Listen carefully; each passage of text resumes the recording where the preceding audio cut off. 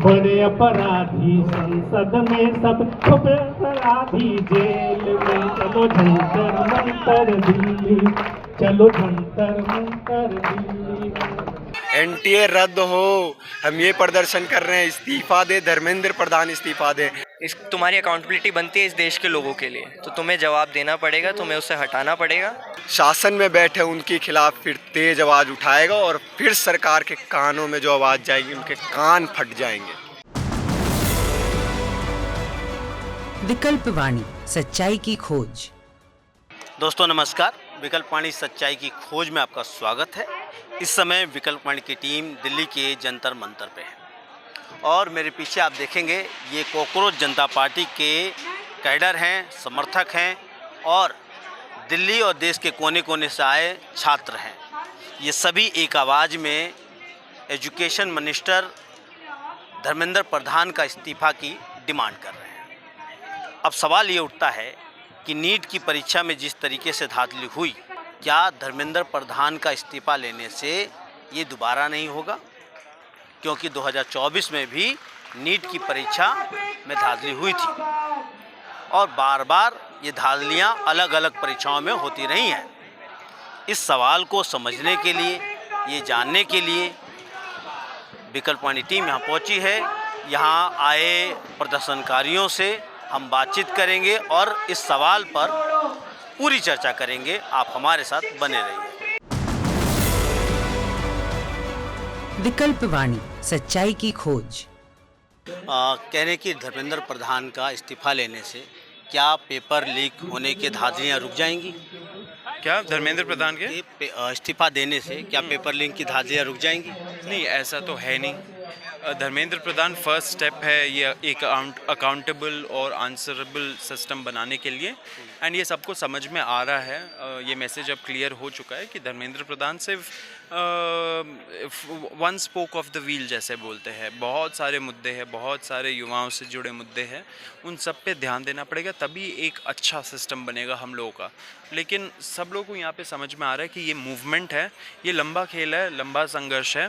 उसमें जो छोटे छोटे बैटल्स होते हैं वो हम लोग जीतते रहेंगे बीच बीच में, लेकिन जो वॉर है वो लंबा है, वो वॉर हम लोग लड़ रहे हैं। मेरे तरफ देखेंगे लाइब्रेरी चल रही है, यानी पढ़ाई भी चल रहा है और संघर्ष भी चल रहा है। और स्टॉल पे बैठे लोग हैं, उनसे भी बातचीत करेंगे, क्या उनकी सोच है वो भी समझने की कोशिश करेंगे।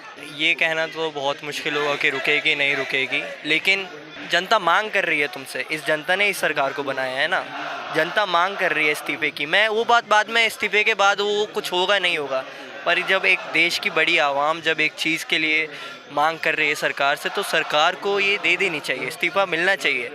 दोस्तों धूप बहुत तेज़ है और धूप के अंदर वक्ता जिस तरीके से अपनी बात रख रहे हैं, साथ साथ में नौजवानों का उत्साह बढ़ रहा है।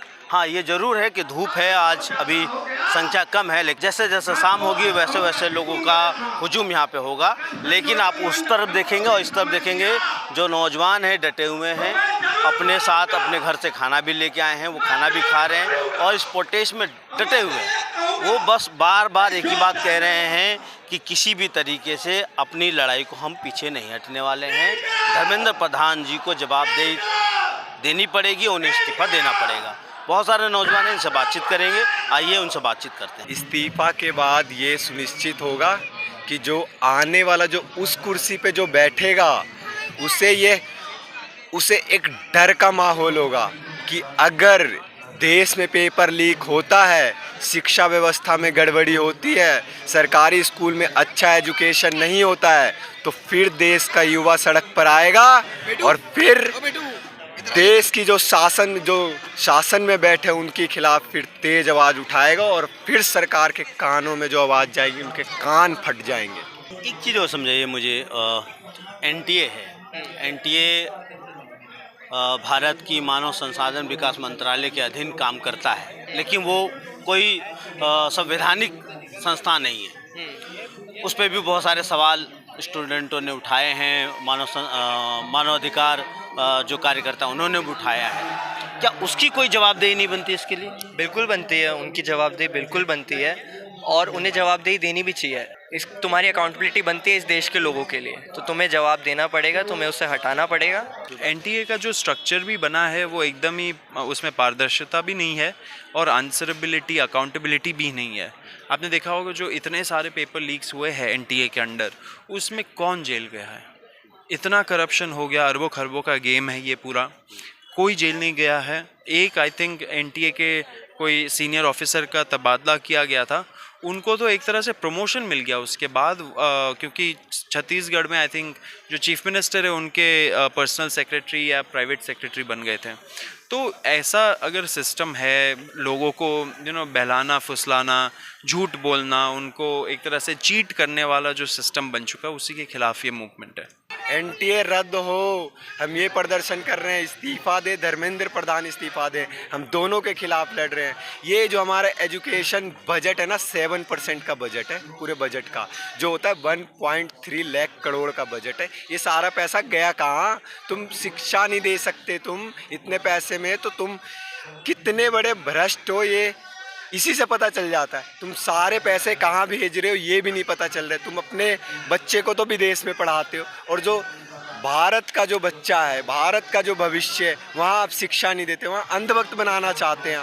पेपर होता है वो भी लीक करवा देते हैं। लीक से परेशान होकर बच्चों ने 16 से 17 बच्चों ने हत्याएं कर लिए। उस पे सरकार बोलने को राजी नहीं है, सरकार जवाब दे ही नहीं है, अपने कर्तव्य से बिल्कुल विमुख हो चुकी है सरकार। एनटीए जितना भी काम कराता है वो सब आउटसोर्सिंग करता है या तो ठेके पे करता है। इस तरह की अगर ठेके पे आउटसोर्सिंग होगी तो फिर सुरक्षित एग्ज़ाम कैसे होंगे? वही बात है ना कि अगर सिर्फ एनटीए का प्रॉब्लम नहीं है ये। जैसे मैं एक दिन लॉ मिनिस्ट्री भी गया था, डिपार्टमेंट ऑफ जस्टिस, वहाँ पे मैंने देखा कई सारे ऑफिसर्स आउटसोर्स थे। तो अब जब आउटसोर्स होते हैं तो वो तो एक तरह से कॉन्ट्रैक्चुअल प्राइवेट कॉन्ट्रैक्चुअल प्लेयर्स है सिस्टम में, वो लोग फिर कैसे इंडिपेंडेंटली कोई डिसीजन ले सकते हैं? अगर आप ब्यूरोक्रेट है, गवर्नमेंट के सर्वेंट है, आपको डिसमिस करना झूठे ग्राउंड पे, अगर आपने हिम्मत करके कुछ अंदर डिसेंड कर दिया, कुछ आपने एक्सपोज कर दिया सिस्टम के अंदर रहते हुए, तब बहुत डिफ़िकल्ट है आपको निकालना सिस्टम से। अगर आप गवर्नमेंट सर्वेंट है, अशोक खेमका जैसे हैं, संजीव चतुर्वेदी जैसे हैं। लेकिन अब जैसे प्राइवेटाइज हो रहा है ना, हमारे गवर्नमेंट को भी पूरा प्राइवेटाइज किया जा रहा है, इसके खिलाफ भी एक मुहिम होनी चाहिए। हम लोग भी ये पॉइंट उठाएंगे एंड आगे देखते हैं, बहुत सारे इश्यूज़ है, एक ब्लूप्रिंट हम लोग बनाएंगे। हम देखें 2024 में भी एग्ज़ाम में धांधली हुई, लीक हुआ, अभी भी हुआ। तो ऑल जो सिस्टम है, पूरा जो सिस्टम है, इसको आप कहाँ खड़ा कर कहाँ पाते हैं? नाम इसमें अगर जांच बैठाई जाए तो ऊपर तक बहुत नाम है, ऊपर से लेके नीचे तक नाम है। लोग कहते हैं कि ऑनलाइन लीक नहीं हो रहे, ऐसा बिल्कुल नहीं है। ऑनलाइन भी लीक हो रहे हैं, ऑनलाइन बस लीक होके आपको पता नहीं चल रहा। यहाँ पे जो लीक होते हैं वो कागज़ मिलता है, फ़ोटो मिलते हैं तो लीक हो जाती है। ऑनलाइन के लीक का सिस्टम ये है कि वो आपके कंप्यूटर जिस पे आप बैठे हो उसका पूरा एक्सेस आपको मिल जाएगा। आप बस वहाँ बैठो, 5 लोग आपके साथ लगे होंगे, चैट जीपीटी से आंसर कर रहे होंगे। तो ये पूरा सिस्टम ही ऊपर से लेके नीचे तक करप्ट हो चुका है। दोस्तों, अभी आप लोगों ने जंतर मंतर पर चल रहे नीट की परीक्षा में हुई धांधली के लिए शिक्षा मंत्री धर्मेंद्र प्रधान जी का इस्तीफे की मांग करने के लिए कॉकरोच पार्टी के प्रदर्शन में आए छात्रों, नौजवानों और लीडरों की बातों को सुना।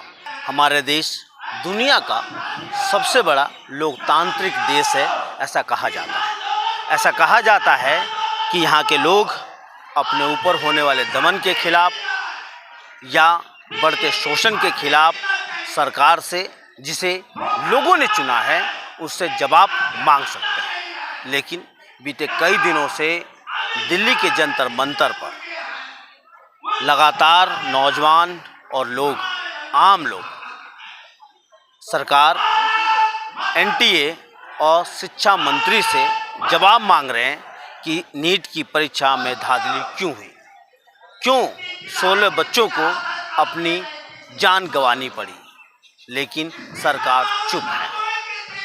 नैतिकता कहती है सरकार, एनटीए और शिक्षा मंत्री के साथ साथ वो अधिकारी जिनकी जिम्मेदारी थी नीट की परीक्षा को सुचारू और सुरक्षित तरीके से करवाना और उसका रिजल्ट सामने लाना, लेकिन वो अपनी जिम्मेदारी निभाने में नाकामयाब रहे। तो इससे क्या नज़र आता है? इससे यही नज़र आता है कि इनकी जवाबदेही तय होनी चाहिए। इसके बारे में आप क्या सोचते हैं, आप क्या समझते हैं, कमेंट कीजिए। देखते रहिए विकल्प वाणी सच्चाई की खोज।